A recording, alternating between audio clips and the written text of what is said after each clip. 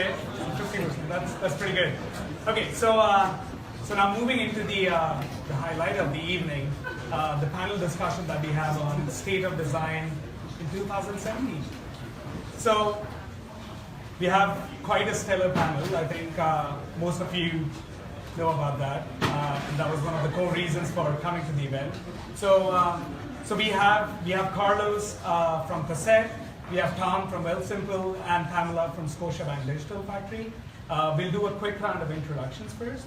So if I can ask you guys to include two things in your introductions. So firstly, your first job as a designer? Yeah. And secondly, bit of a nerdy one. If you could have only one font family on your machine, what would that be? No judgment. Of course, no judgment. My name is Carlos. I'm the CCO of Cossette. Been doing this for a long time. Been at Cossette for 2 years. Before that, I was at BBDO for 9 years, trying to build the product there. And what was your first question? As a designer, I've never been a designer. I've never told anyone I was a designer in any way. But I did start my career at McCann back in the 90s, last century, and at that time I did learn why I couldn't be a designer in the context of what that was at that time, and it really helped me kind of understand design more of what it is today and how I feel about things. And the one font, I think it would have to be Comic Sans. Yeah. I don't know anyone else besides myself that has used Comic Sans in advertising anyway, so that's why I'm choosing it. Hi everyone, I'm Tom. I'm the design director at Wealthsimple. If you don't know, and I hope you do, it's an investment platform based here in Toronto that helps people get themselves set up for the future. I think you should check it out. My very, very first design job ever was doing packaging layout for video games from Germany. It's a very niche market. The requirements were not good. They were not good games at all. But you got to start somewhere. If I had only one typeface forever, I think it would have to be Neue Haas Grotesk. Yeah. It's like the better Helvetica. Hi, my name's Pamela Hillborn. I'm working at the Scotiabank Digital Factory as the design lead for the digital banking unit there. What we're doing at Scotia right now is really trying to figure out how we can kind of create some DNA in the bank to really fundamentally change the way that we experience banking here in Canada. I think we probably all agree it's time. So my first design job was, I'm not even sure how I got into the field, honestly. I started as a copywriter. Actually, that's my background. I'm an anthropologist. And I guess my first real design job was at Indigo, running their e-commerce site and their kiosk deployment in stores. So I just fell into it. But my font choice would be Neutra font. I don't know, it's probably a little known font, but yeah. That's pretty cool. Or the times, I guess. Yeah. That's amazing. We're really thankful to have you guys on the panel. Can we have a big round of applause, please?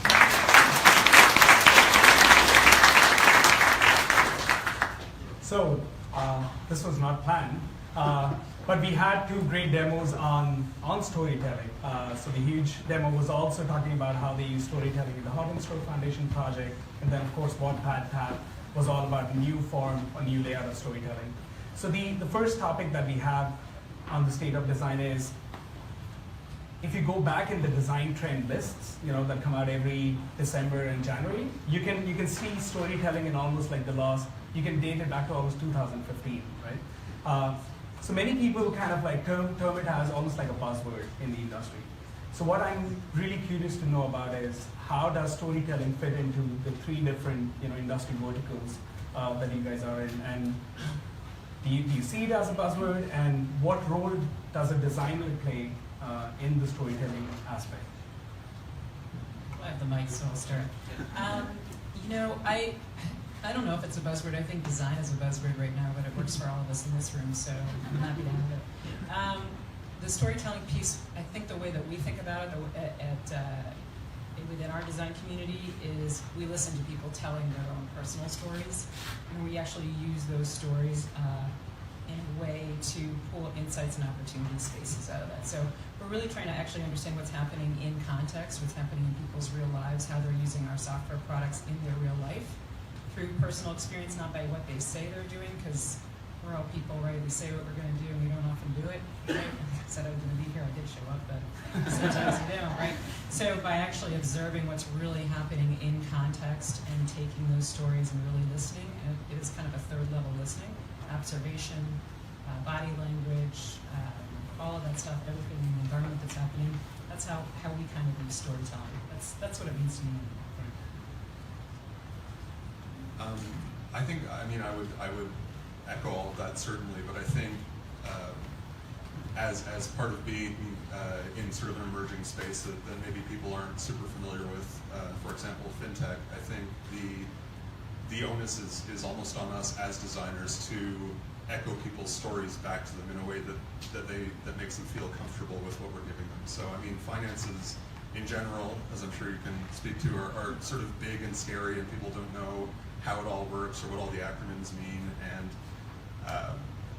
I think a lot of what we try to do is sort of break it down into things that people are very comfortable with, that feels familiar to them. So we're sort of inviting them into the experience through storytelling. So yes, at the end of the day, you know, our product is an app or a UI or what have you, but the way that we drive someone through that is sort of by telling them the story of here's what's going to happen, here's how you get there, here's where you'll be at the end of this thing. I forgot the question. Yeah, I think, you know, just going back to what the Wattpad guys were saying, their job first and foremost is try to connect with people and try to that first and foremost. And I think from the advertising side, it's not a buzzword in any way. It's what's been at the core of everything that we've done in advertising, as far as I can go back to the time that I started. If I am not connecting with people, if I am not having the right insights, if I'm not having the right experience in the way it feels and looks, if I'm not tapping into things culturally in terms of what's happening, I cannot make anything that is going to connect with anyone at any point in any meaningful way.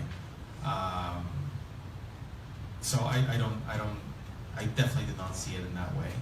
And I was just gonna say, like, it's funny that the Wealthsimple's here. Like, one of the things that we've talked about quite a bit at the agency is like how you guys have created an entire language visually that everything you guys touch, it just feels like you now. And that's extremely hard to do just from a pure design sense. It's very admirable. And I'm not just saying that because you're here. But I love you. So now, that's also really reassuring. Storytelling is not a buzzword. But now with the designers are focusing more on the data analytics side, we try and build experiences that can be personalized to the user, right?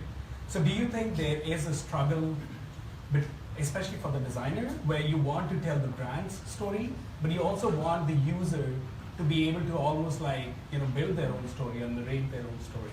So how do you, first of all, like, do you see that as a divide there? And if you do, how do you work around that? I do see a bit of struggle for sure. I think we obviously data is leading a lot of the way we're interacting, where we're designing, where we're building things. But at the end of the day, we can't forget about what's in that. And a lot of people do that. I think not a lot of people are taking advantage of using data and insights and being able to build experiences, whether it's an app, whether it's an online, whether it's an advertisement, and really think about what's going to go in that. Because at the end of the day, that's what they are going to see. There's a lot of other things that are part of that are just going to be amazing and powerful, but in terms of connecting with people, you got to make sure that you have something in between that's going to connect with them. I think from my perspective, what's so amazing about where design is at right now as a practice is that we have so much data to actually draw from and understand where people are dropping off, or where they're having trouble, or where they've just completely blown through a flow, no problems. And I think what that allows us to do is to understand maybe where we're not doing enough of a job personalizing it and making the experience actually feel like it belongs to that person, and not that we're trying to push a product or push an outcome on them, but that the thing that they are undertaking is very driven by them and directed by them. And I think data is critical to that. We can't just sort of observe that. We need to sort of see that deep level of sort of the fine, granular part of where that's working or not working. Yeah, I think when it comes to data, I think the next 10 years are going to open up tremendous opportunities for designers. The ability for us to actually use what's being done right now in the area of machine learning is going to be amazing. And it's, I think, the way I look at it is, how can we actually use some of this stuff to actually augment our experiences and make our lives better? How do we use this technology to actually improve the human condition, human experience? It's almost endless, and it's just beginning. I mean, we're not there yet, but the ability to even start to think about some of these ideas and how we can leverage some of the information we're going to get is pretty exciting. I think it's going to be a massive field for folks in design to really understand how to take what comes out of, let's call it data analytics, and actually turn it into great experiences. It's going to be a new discipline, I suspect. We'll start to see. And Toronto is a great place to do that. We have such good infrastructure here for this in the universities right here in this town. Some of the best minds in the world working on this, so it's really exciting. That's pretty. So talking about how you touched like designing human experiences and also delving into like machine learning and all. So that smoothly transitions into our second topic. There's a lot of like gray area around the titles that as designers we have in organizations. So while some may term it as, you're designing experiences, so you're termed as an experience designer. While some may focus on the core skill set or the core activity you're doing, so product, UI, UX. So how do you in your organizations deal with the not confusions, but with these gray areas around the titles itself? And when you're deciding on the nomenclature or the terminologies of these titles, how much is there kind of like a feedback loop from the other designers on the team? And how do you deal with that? Yeah, it's an interesting question. I think what I've observed are we're building a fairly substantial design community. We have several different areas of expertise. We have visual design, we call that UI design. We have design strategy and usability or user verification. We have user experience design. What people call themselves at the end of the day, I think really what unites designers, it's kind of like saying I'm an engineer, but we all know there's lots of flavors of engineers, of structural engineers. I think what we tend to do in the community is share a common purpose, which is how can we solve really complex problems using an empirical methodology and learn from it and then expand on it. We don't get too wrapped up in the titles because it causes a lot of noise and it kind of takes away from what we're trying to do. And mostly, as far as I'm concerned, call yourself what you want and where you want your career to go. And that's kind of how we operate. It really is up to the person who's in that position to choose what they want to be called. We don't really, HR gets kind of wrapped up in it, but we don't in the community. At Wealthsimple in particular, I think we're still a very young, very small design team, product design in particular, and really all of our titles is just designer. We all wear a lot of hats, we all have to do a lot of stuff, and we haven't sort of got to the point where we're breaking out into very specific kind of roles. So we're all a bit of designer, PM, writer, tester, user researcher, all of these things. And I think a lot of that has to do with the maturity of the organization. So at a larger organization, maybe part of the purpose of titles is to sort of indicate that level of experience. But I think about a younger organization, it could be anything. And I think this is kind of part of the difficulty in expanding the design team at Wealthsimple as well, is that people could have any kind of title coming in, and it's more about what they've done and where they've been and what their skills are all about. I was just going to say the same thing, that getting, whether you're a UI, UX, or you're a strategy, just getting the right people in the room to solve an issue or a problem is the most important thing. Like, I mean, from a creative standpoint, it doesn't really matter to me. I don't really care, not interested at all. But as long as you come into the room with the right mindset in terms of solving the problem, whatever it is that we're working on at that time, that is the most important thing. And you're right, I think it is the kind of thing that HR gets caught up with, because they have to put you in a box somehow. But most people that we've hired in the last little bit usually have that bit of a PM brain, a little bit of an art directing brain, designer, strategy, just to be able to function within the system, and getting thrown into situations where you don't know which part of your brain you're going to be pulling out at that moment. So do you, like, especially for the folks that are entering the design domain, when they look at job descriptions, you do see, like, do you feel that they are getting confused by how these roles are defined? So, for example, like about, I think a week or two ago, a friend of mine was trying to look for a UX designer job. She shared the job description, and I'm not kidding, it almost looked like a front-end developer's role, right? But it was titled as a UX designer. So do you think especially for... Probably HR wrote it. Oh, yeah. Right. So you don't see, like, is there any kind of confusion for the folks that are entering, or really like not that experienced? So of course, once you're experienced, it's more about your work, and you can really tell after talking to them, right?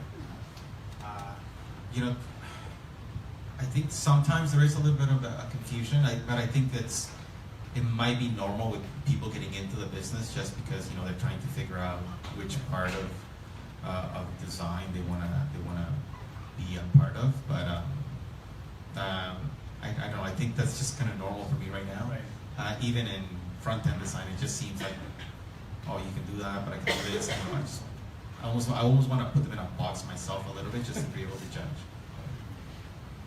I think as an industry, we've kind of done this to ourselves as well, in that titles just kind of are pretty fluid, and maybe people are a little bit expected to have that kind of range of skills, especially at a junior level, like, oh, well, okay, great, you're a visual designer, but maybe you can also do some front end and UX and all those things. And I think what that speaks to is that roles are changing too, and I think we are tending to look more for that sort of jack of all trades at this point, more than the person who's sort of been siloed into one discipline. Yeah, I mean, I think the way I look at it is, I've worked with many designers, I guess, over the past many years, I won't say how many, but as a designer, I do think you tend to gravitate to one thing that you're actually really passionate about. For visual design, I'm not a visual designer. I never will be the best visual designer, but I've designed many products. But I've seen amazing visual designers, and I think that is something that if you feel that in yourself and you can see that that's something to nurture. But truthfully, it is actually also a matter of skill. You're absolutely right. When you have a small startup, you actually have to be able to do it all. You just have to. You have to be able to write the copy. You have to be able to understand the code. You need to be able to do the layout, the graphic design, everything.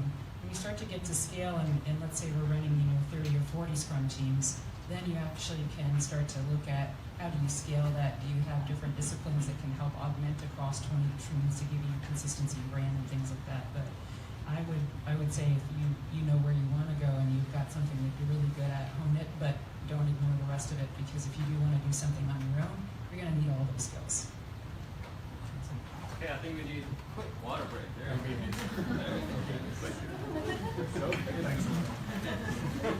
So while we were talking about the fluidity in the roles, so So it's always important for designers to always be picking on new skills as the industry is also evolving. First of all, how many? Like I know I did some like a little bit of LinkedIn research with my team. So I noticed that Tom and Carlos, you had more of an art and design background in terms of education, right? Whereas Pamela, you had a science background, right? Yes, I do. Science. So how many folks in the room here we have who did go to school for design or art? Oh, quite a bit. And then how many did not go? Okay, it's almost a fair share. So what is the role of the educational institutions that you see in helping the new set of talent evolve in their skill sets? Be it the conventional institutes or the traditional institutes or schools like Miami Art School or the other institutes you have in Toronto that are focusing on short boot camps and sprint-driven learnings or self-taught learning. I mean, school is great. I think everybody needs to go to school. But what I would say is if you are not making something, you're really not doing design. And so, and I do see it quite a bit. I see a lot of really good theory and theorists, but then when push comes to shove and you have to do an information architecture and a very complicated flow that's going to hit a bunch of back-end systems, if you haven't done that before, you haven't been looking at how the systems are working together, it gets really hard. So actually making stuff is really critical from my perspective. So you need that education. I'm going to go back to art school, by the way, when I'm done, when I retire or something, because I would love to go. Science degree was great though, it gave me like a good foundation too, but I'm totally going to date myself here, but when I went to school, the stuff that I do now professionally was called new media design. And I think what my takeaway from that is that what was valuable for me to learn at that point was not the skills of using any particular tool or working on any kind of particular artifact or outcome, but more so just the skills in terms of how to approach the work, how to work the process, how to get from a problem to a solution. And I think that has helped me immensely in my career in that, it sort of gave me a desire to always keep learning and be a perpetual student. And of course, there's always going to be new software, new techniques, all this stuff, but I think it's really at the fundamental level all about the thinking about what we're doing and how to solve the problem more so than the educational background or the software that we're bringing to bear. Yeah, I think at the end of the day, that's a lot like what you're saying in terms of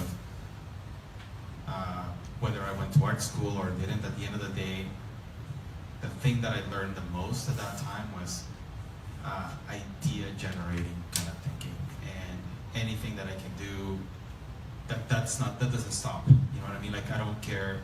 I was gonna make a joke about, well, if you're dating yourself with new media, I'm old media. But at the core of all this, it's culture-changing ideas. That's all I'm looking for in terms of when I'm hiring people. The potential of anyone that is in tune with what's going on, and that I learned. Like, and I wasn't the best designer, I wasn't the best art director by any means, but I mean, I really got intrigued and excited at the idea of coming up with something that was going to change the perception of something that I was working on, solving a problem of an issue that I'm working on at the same time, but really having that skill to question and continue to change and develop new ideas in terms of how you come up with creative in any form. Right. So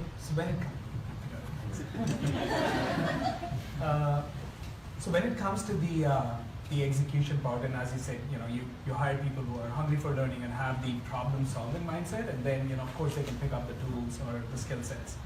What are some of the ways that you use in your organizations currently to make sure or to ensure that the designers are kind of like working on their skill sets? You know what? I think a lot of that. I mean, I'm not gonna make sure that anyone is improving their skill set in any way. I'm hoping that they're doing that on their own. But I do, in terms of the output of what we're working on at the agency, making sure that UX, strategy design, creative, old-fashioned creative people are all in this room at the same time trying to solve a problem. It's just a really interesting way of seeing everyone collaborating and getting better right in front of you as you solve things, because hopefully you're solving for things that no one's done before. By necessity, due to the size of my team, I basically just throw people into the deep end and see how they do. And I think this has the benefit of having its own sort of built-in feedback cycle, in that once they've done the thing, or asked questions, or gone away and thought about it and come back, all of those are opportunities to sort of dig into how they're approaching the problem, which I think, it's sort of trial by fire, but it actually works pretty well in that you can sort of give them that approach of thoughtfulness, regardless of the problem that they've just been handed. Yeah, well, in the design community at Scotia, we are actually practicing design critique, so that's actually one way. We are really trying to train each other about how to give good feedback and take feedback, and actually also shows everybody what you're working on and what the products are, because again, we're at scale, so there's a lot of work going through, so actually just get people to be informed about what's actually happening is it's a great way, and it's a good methodology for designers. We are also, we partnered, we have we have an education fund for every designer to, part of it's funded by the community of practice, so that's kind of, we can help you build some skills, and the other part's self-directed, like what do you want to learn?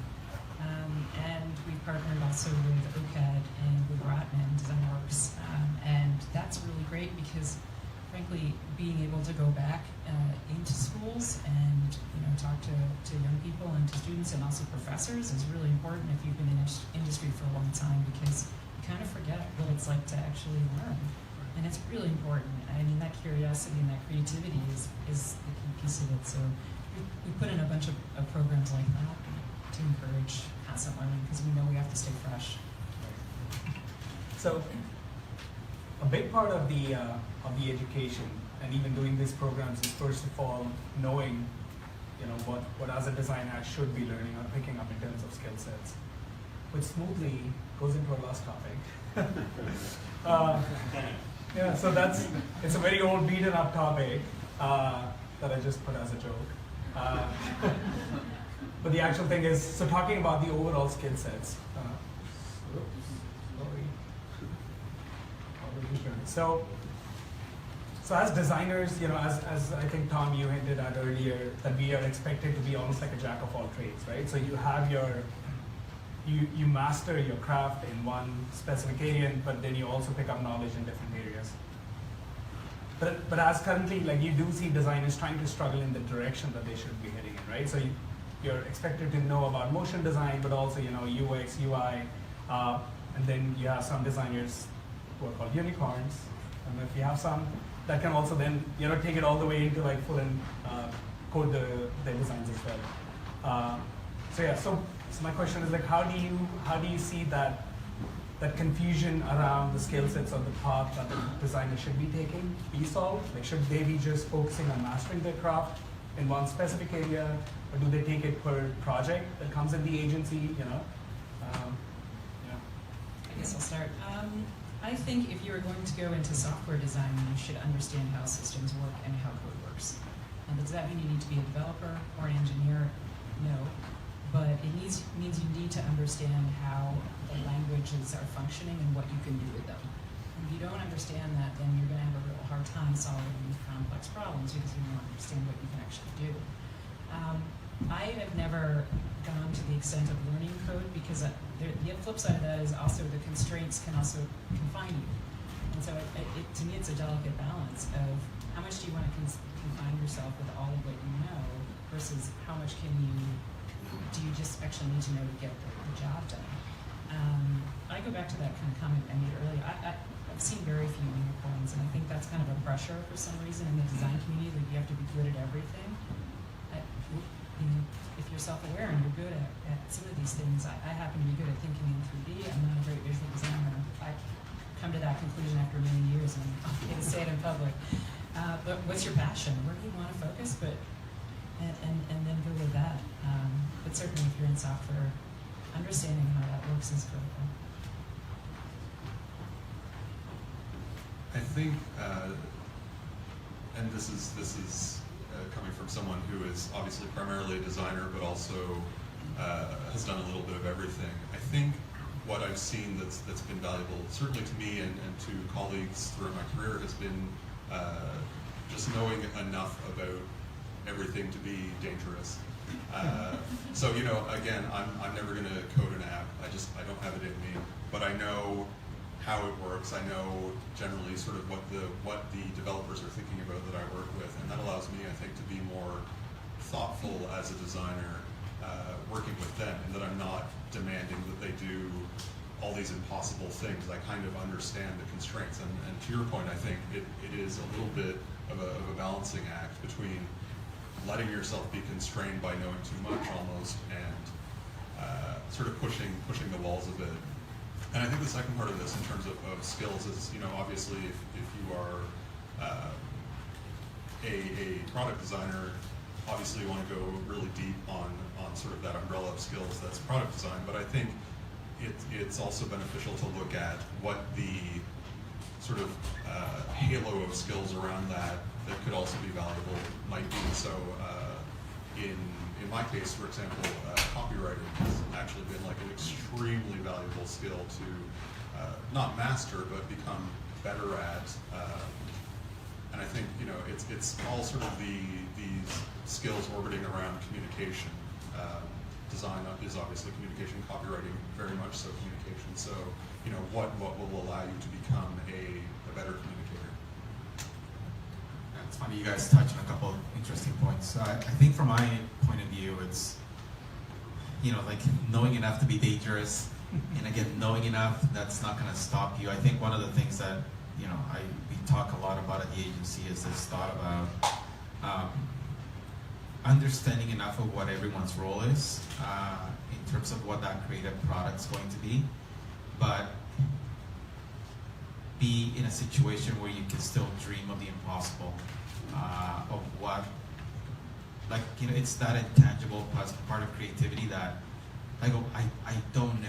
I don't know if that's going to be possible. I don't know if anyone can make that, but let's just, ask for forgiveness later and see what happens. Let's just try to go for it and see if we can make something unbelievable happen. But again, it's having that piece of understanding what producers do, what PMs do, what directors do, what film people do, what audio people do. Everything that is going to be a part of that final experience that you can question enough people about what is possible, but still be in a situation where you can actually go for it and try something crazy. I think the more all of us embrace the candidness to say, yeah, I don't know, but let's figure it out together. I think that's a great line. Yeah. Like be smart enough to say, I don't know anything about this. Fuck, I'm scared right now. And just go for it. You know what I mean? Like, and then surround yourself with people that are going to know more. Like, like I have writers that are amazing writers, designers, UX people, everyone that's going to input into that process that you can go, wow, all of us together, we know enough about everyone's role that we can actually make something great. That's really well said, and a great way to end our panel discussion. So thank you so much. Should we open up for Q&A? Yeah. So we have about 10 to 12 minutes for Q&A. Yes. Just a quick future casting question. You talked a lot about visual design. Scotiabank last week married itself to Siri to allow for voice activation. You talked a little bit about machine learning. How do you take oral design and visual design and bring it together? So could everyone hear it? Better go back.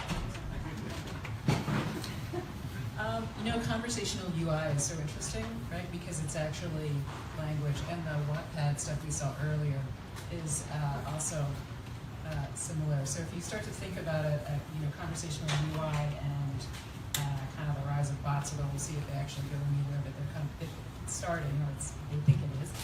The bot people think it is. It's a really interesting area because you can quickly see how you can do voice over that, right? It's not a crazy leap. So I think actually voice is very accessible. It's very inclusive for a lot of folks that can't actually don't have great mobility, or for the rest of us when we're in situations where we can't use our hands to actually do stuff. And certainly the assistants with Siri and Alexa are really interesting because, again, that idea of actually designing for voice control and voice command is super interesting. And it kind of goes back to the machine learning and the rise right now of basically really understanding how people are speaking and what they're saying, what they mean when they give commands. So I think it's like an amazing field. I'm excited about it. Oh, sorry. If I can, Sorry. if I can just quickly add to that, I think the interesting thing about sort of emergent new types of design like that in terms of voice or bots or VR or what have you is that I think it's going to demand of us kind of a different skill set in terms of how we approach these problems. Obviously, the sort of fidelity and interaction model between like visual design and voice design are nothing alike. And so it's super interesting to think about how we can take a familiar problem in terms of just sort of getting knowledge or getting an interaction and translate solving that from what we're familiar with to something that we're very unfamiliar with.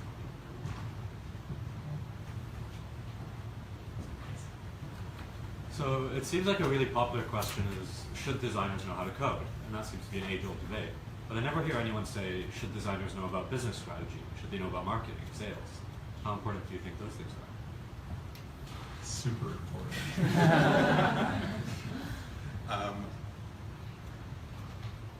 I think as a designer, I mean, part of a design education should involve business thinking and strategy thinking.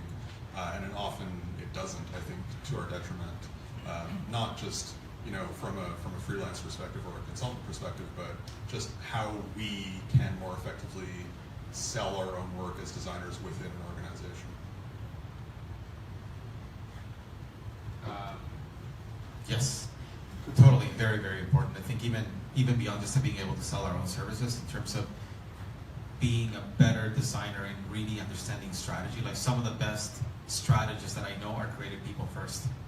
And I think that's something that you cannot take for granted at any point. That is, beyond knowing the business side of what we do is as being a key component of what it is. I think being very, very in tune into strategy and really thinking about that is going to make anyone a better designer, no matter what part of design you're in.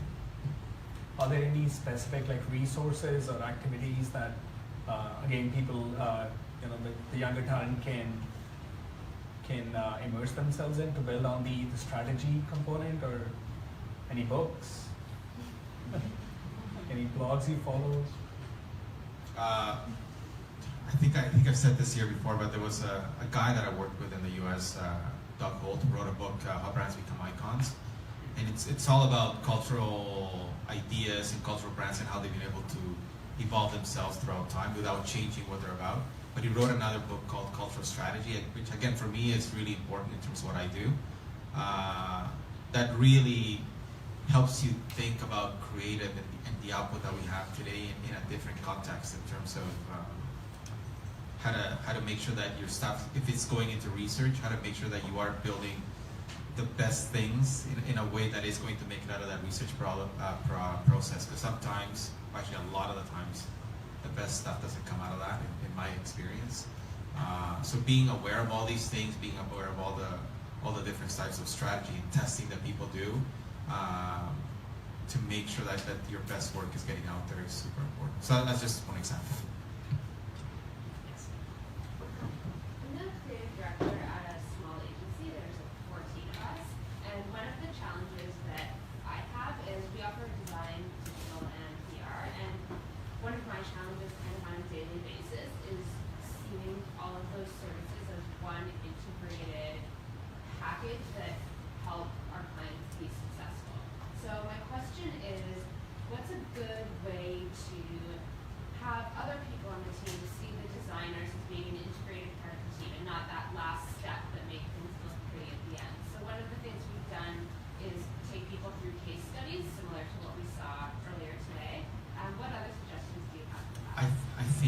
have to involve them right off the bat. Like there's Yeah. you have nothing to lose by doing that. I mean, we do it all the time, especially on bigger projects, bigger assignments. Like on Sick Kids, I was talking to someone about this earlier. Creative people, strategy people, designers, everyone was in the room from the beginning, including one client, just to make sure that everyone, you can't, if people feel like they're the last resort, they're not going to get engaged. They're not going to give you their best. So you have to make sure that they are at the beginning of all these processes, even if it's just to like take in the conversations, take in the thinking that's happening. It's just going to make them feel like they're a part of it and make the end product better. That's it. We've all heard the comment like, can you make it look nice? So usually, yeah, we always get the. I tried that and it doesn't work. Yeah. They just get mad at you. Okay, so we have time for 2 more questions. Yes. So I work for Wealthsimple. We're a weather tech startup, and we started playing around with using design sprints to coordinate our design processes and work on new features. It's helping us align, get everyone on the team aligned, and we're getting really good results in these sprints. But I was wondering if you've used any other processes or methods to work through problems, or if you do use design sprints, what do you think of them? We do use design sprints for sure. I think it really depends on the magnitude of the problem that you're trying to solve. Though, so there are I think problems that you can do in 5 days in a 5-day sprint, where you can get a good idea. But there are other problems that are much larger that actually require a bit of research and a little bit of thinking time, right? When you take a look at that heart and stroke, that content strategy, that you can get maybe a good indication in a design sprint, but you actually really want to go back out and really make sure that what you figured out in that sprint is gonna work. So I am a believer in depends on the magnitude of the problem. We need time to think. We call those spikes, and at least within our Scrum group, there's spikes that you can do. There are research spikes. We always have outcomes, but we do put those in. There's the concept of sprint 0 as well, so you kind of get ahead of the game. You do a bit of research, you do a bit of thinking, you do a bit of creating. There's many different ways to do it, but design sprints can be very effective. I've seen. We've run through a bunch of different kind of ways of organizing ourselves as the team has grown, in terms of designers and devs and stakeholders and all of the members that make up the company, basically sort of organizing ourselves in a different way. We've definitely done design sprints. Dev teams have their own sprints. We have sort of larger cycles where we'll be working on one specific feature or project for a number of months. And I think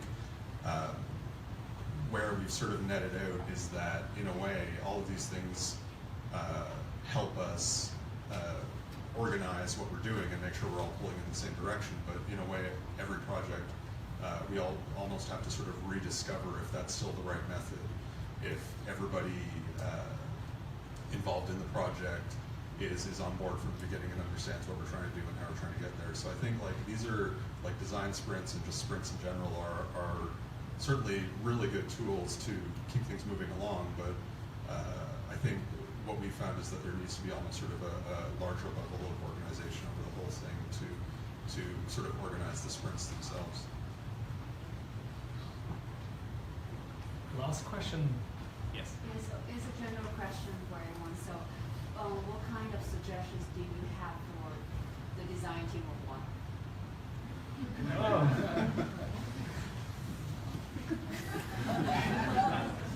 Be the unicorn. So this may not be helpful, but one of the very, very best designers that I've ever met approached every problem as a business person first and as a designer second. And I think, especially if you're just working by yourself, that's critical in that both you and your client understand exactly what you're entering into, exactly what they're going to get out of this relationship, and what the terms are of the thing that you're doing. And I think to be fair, this friend of mine is a bit of an asshole, but it works for him because he isn't really even thinking about the design problem. He's thinking about the relationship problem and how he solves that before even entering into the work itself. Great. Thank you so much. That was really an amazing and candid conversation.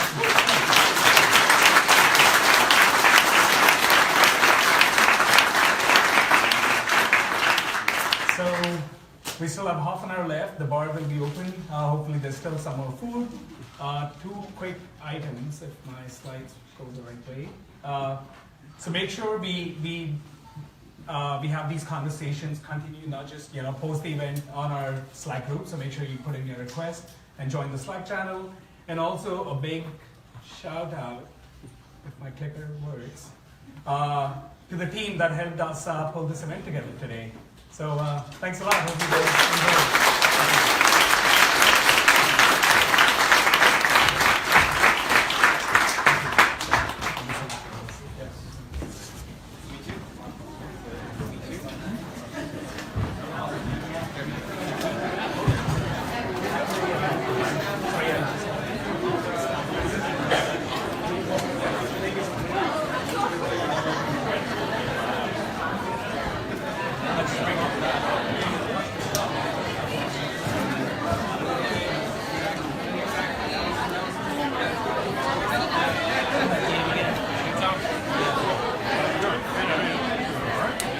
Thank you.